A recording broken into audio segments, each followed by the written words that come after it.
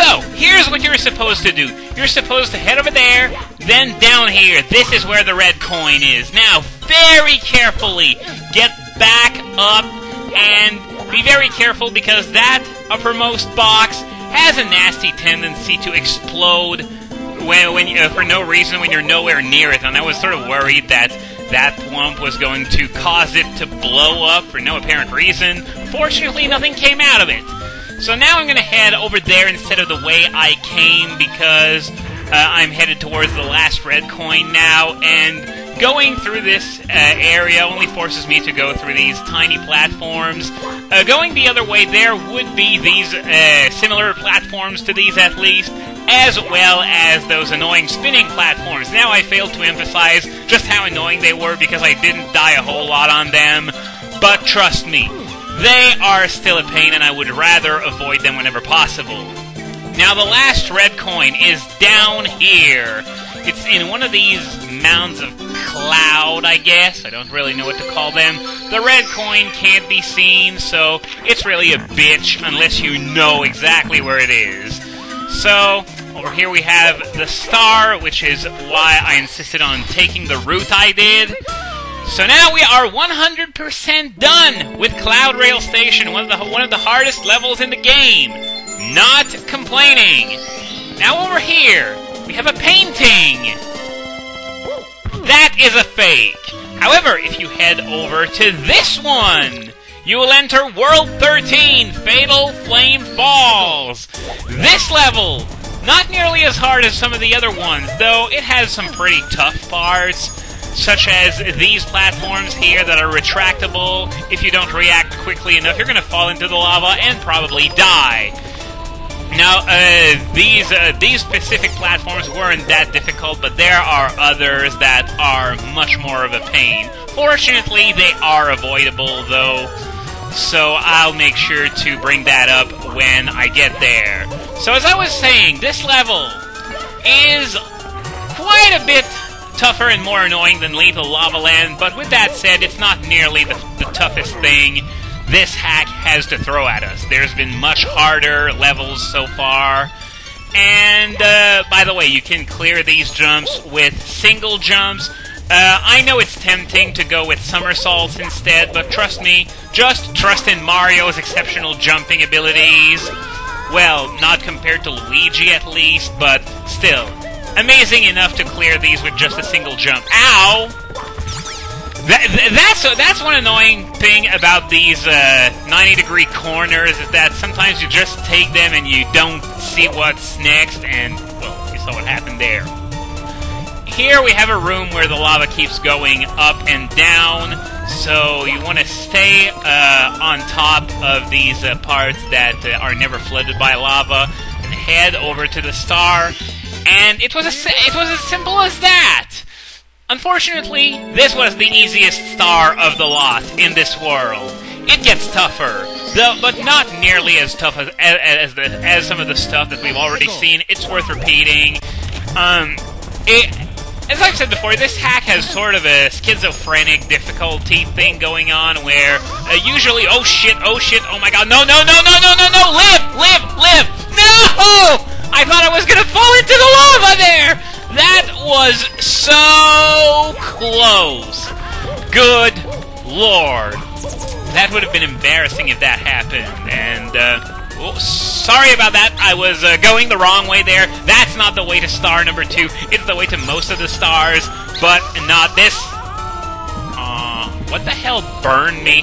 Whatever. Still alive. Not complaining. So, you want to head over to this section of the level in order to get to star number 2. You can see there are more of these platforms. Unfortunately, these are over solid ground, so not really much of a problem. Now, this star is called Cross the Lava Lake. This is the lava lake that you're supposed to cross. First, we got some more of these.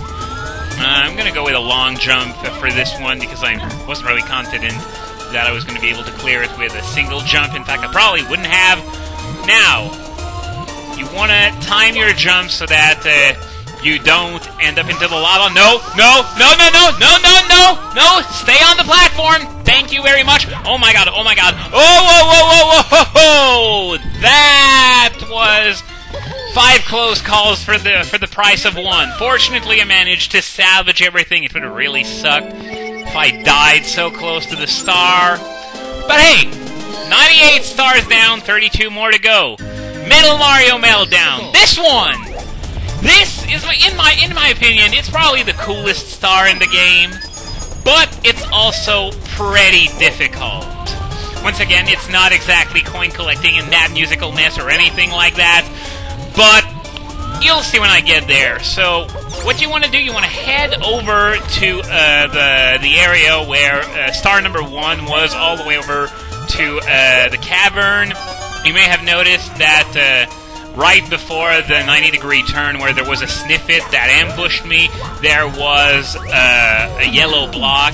That is a very, I was about to say a very interesting block because, well, it's the block that you need to burst in order to be able to even get to that star. And it was on a pretty small platform to boot. This is a theme of this star. Small-ass platforms. And for those of you who know my platforming skills, I usually need an airport runway to land some of the trickier jumps. And this star gives you anything but. I'm just gonna kill this... Wow, I almost died trying to kill the Sniffit so that it wouldn't bother me. So let's jump over here. You can just hang on so it's not as bad as some of the jumps that we're going to be forced to pull off later. Camera, thank you. So, you want to surf on the lava. There's barely any room here. Come on. Oh, shit! Well, so much for this star. We're not getting it on this try. Want to know what time it is? Get another star o'clock. So, I'm going to have to somersault all the way over to... Nope! Not this time! Well, dying because of lack of energy, that doesn't involve lava. Well, I guess it sort of involved lava, but I got killed by a bat. That doesn't happen often! I just died to a bat. Of course, it's not in Vanilla Mario 64, it's in a ROM hack, but still. I got killed by a bat. Pretty shameful. But, I guess... Since I died, the Koopa Shell respawn, so... No, no, no, no! No, don't die!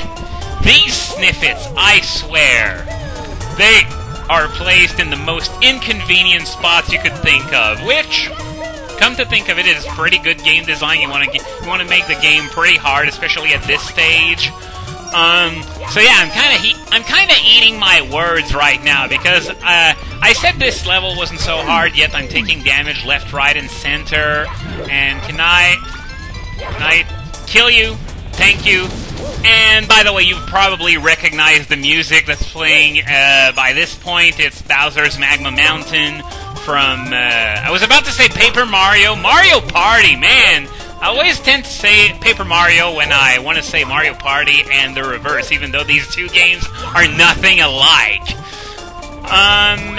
So let's try this again, I guess. Not getting my ass burned by this flame.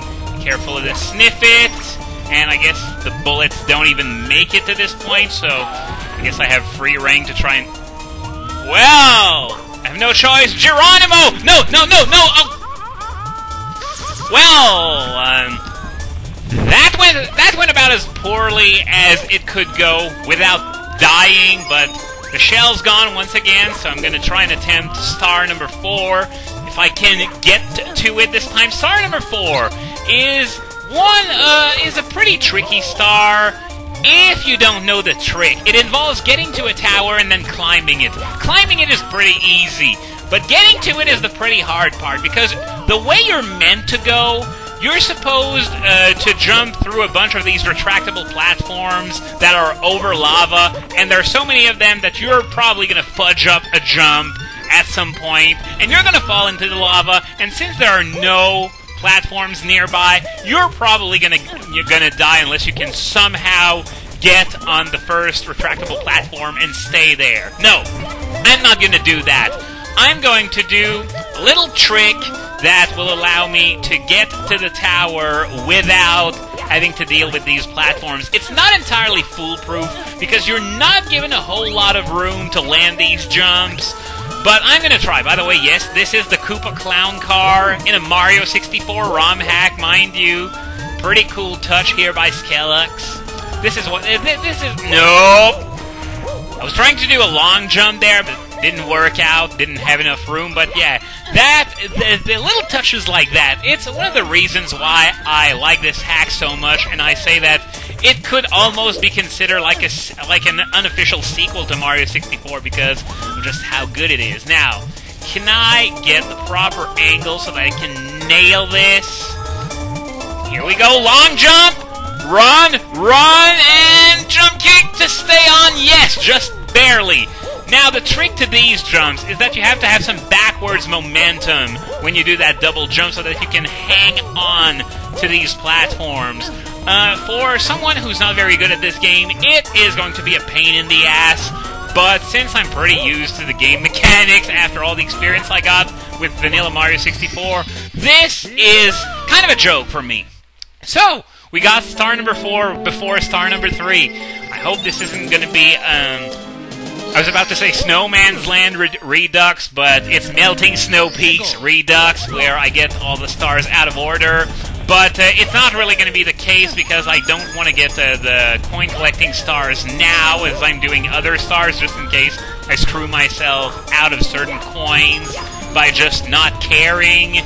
And I can't get star number 6 either, because you have to do it last. There's a platform that's required for star 6 that will only appear if you've gotten all the other stars in this world, minus the 100 coin star. It goes without saying. It's never a requirement for any other star in either Vanilla Mario 64 or this hack. So let's make our way back to where the shell is, and maybe this time I'll get to show you why this star is so cool. As I've said before, it's pretty hard to get to the really cool part, but once you see it, you will shit bricks. Once again, 90-degree ambushes before the camera gets to rotate. Sorry about that. So, let's just focus here. Oh, wow! Don't know how that bat died, but not complaining. So, let's be more careful this time. Maybe I'm just going to jump on this ledge just to be on the safe side. And once again, we got a tiny passage we got to surf through, and a turn that you have to make practically blind. Brilliant design there. That just goes to show just how painful the cameras in this hack are. In fact, I didn't want to teleport back there. And how it's basically the hack's one weakness, these camera angles. And now I gotta go through that sniff it. And no, please live, please! Okay, now I gotta somehow land on that platform or on top of the metal cap block, I guess it would be. No! I was about to say it would be easier to get on top of the block, but apparently the game won't let you do that, so I gotta land on this tiny-ass platform that has a block right on top of it, making it that much harder to land the jump. If you thought the hard part was just the surfing part, you were sorely mistaken, because getting the metal cap is the part that I was referring to that was such a pain in the ass. So what I'm going to do right now, since I'm quickly running out of time, is that I am simply going to head back to the area with the shell inside the cavern, and I'm probably just going to call it a day there because I don't feel like getting humiliated by this part anymore for today. I don't remember having so much problems in my practice run either. This is one of the few stars that actually has gone much worse in this run than in my practice run, which is good in a way because, you know, everyone loves to see some failures in this LP, and there wasn't nearly enough of that so far, especially compared to... No! God! I'm just gonna kill, or maybe just get these coins lying right there, heal myself up, and call it a day. see you in the next episode.